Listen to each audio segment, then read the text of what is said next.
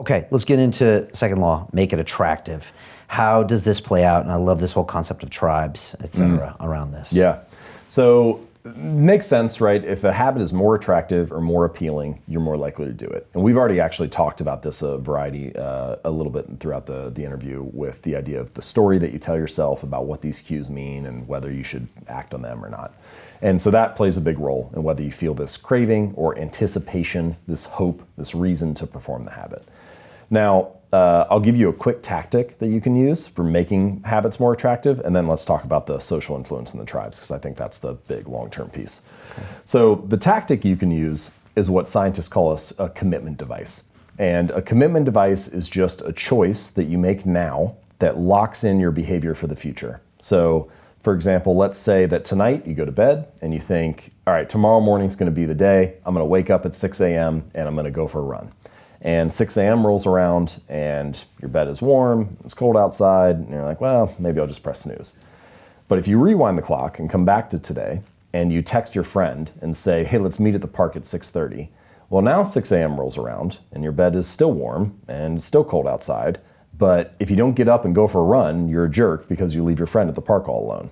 And so that commitment device of that text to your friend, it added a layer of accountability to the action the next morning.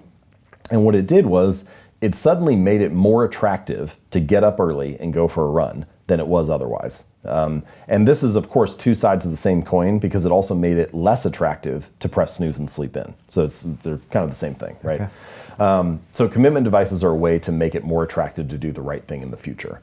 Some other examples, automatic savings plans for finance. That's a common commitment device. You choose now and automatically $100 is coming out every month or whatever. Another one is whenever I want to cut down on calories, I'll go to the waiter or the waitress and ask them to box up half of the meal before they serve it to me. If they brought it out and I said, I'll just eat half, that would never work, right? So commitment devices are a way to lock in that future behavior and make those habits more attractive. So that's just a quick little strategy. Okay.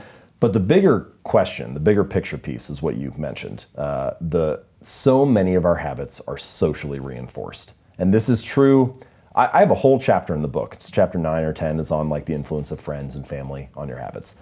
But even though I wrote a whole chapter on it, I think I undersold the importance of social environment and how important it is for building your habits. So think about it just in general, everyday things. Why am I wearing a tie and a jacket right now? I could be wearing a bathing suit, right? But I'm not, because I know it violates the social norm for what I should wear during an interview. And there's so many things that are like that, so many habits that fall into that. You have a job interview and you wear a dress or a suit and tie, but in not a bathing suit or workout clothes or something, just because that's the expectation of the other people in the group.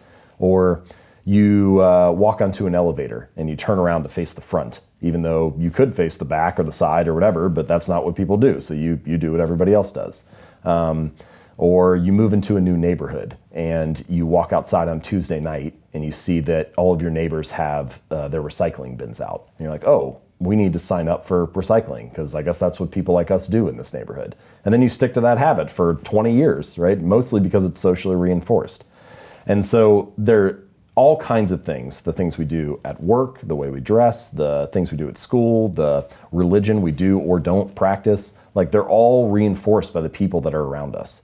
And so I think the punchline to this is that you want to join a group, to join a tribe where your desired behavior is the normal behavior. Because if it's normal in that group, then it's going to give you a reason to stick to it, because your habits are going to be a signal to the people around you, hey, I belong too, right? I get it, I fit in. I'm part of this tribe as well.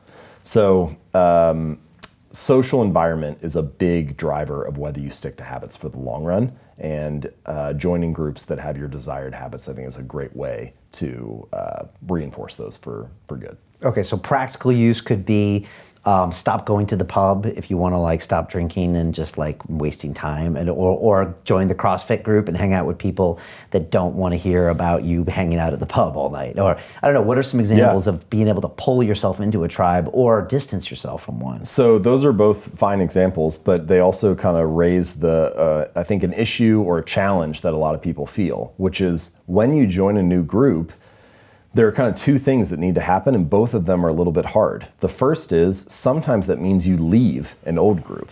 And if people have to choose between being right and being alone, leaving that tribe, or being wrong and staying with the crowd and belonging, we would often rather be wrong with the crowd than right by ourselves. We would often rather be wrong than be alone.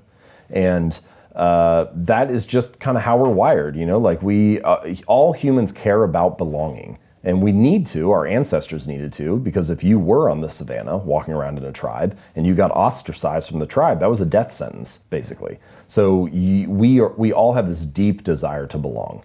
And so the first challenge is sometimes it means you need to be very bold and courageous to step out from that tribe that you're currently a member of. Then the second challenge is you join that CrossFit gym or that new group and you're not friends with them yet. You don't belong. In fact, you feel like an imposter because you're the new one there. And so I think one of the challenges is to try to find one way to get over this, one strategy that might help, is to try to find a mutual area of overlap that doesn't have to do with the habit you're trying to build friendships over that thing, and then you'll soak up the other habits you actually came for later and along the way. So like, I have a friend Steve Cam, who runs this website called Nerd Fitness, and it's about getting in shape, but it's specifically organized for people who identify as nerds, people who love Batman or Spider-Man or Legos or Star Wars or whatever. Well, if you become part of that community, then you want to get in shape and lose weight, but maybe the first thing you do when you come in is like, oh, Brad and Lucy love Star Wars too, and so maybe I'll just chat with them about that and we can become friends over our mutual love of Star Wars. And then down the road, I'll also start to build all these habits of working out and exercise and so on. So mutual areas of overlap can be a good way to develop a sense of belonging in a new tribe while you're waiting for those delayed habits to accrue. Right, because tribes bring all this social baggage that we always have to just acknowledge, because that can make you do things. And if people do stay parts of groups that oftentimes they don't identify anymore with. You might, political parties and all these other you things. can also, and this I think is a powerful thing that I only learned, it makes sense once you hear it stated, but I think a lot of people don't talk about it, which is you don't have to adopt every belief of your tribe. You can choose to partially opt in. And I think that's a good way to look at, especially with habits, a lot of times friends and family are a challenge. It's like, well, they're my family. I'm not going to just ditch them and never talk to them again. But if they're not interested in doing yoga or eating the way you eat or whatever, that's fine. You can partially opt out of that portion, and then you can be there for the rest of the time and and contribute to that tribe or that group in other ways.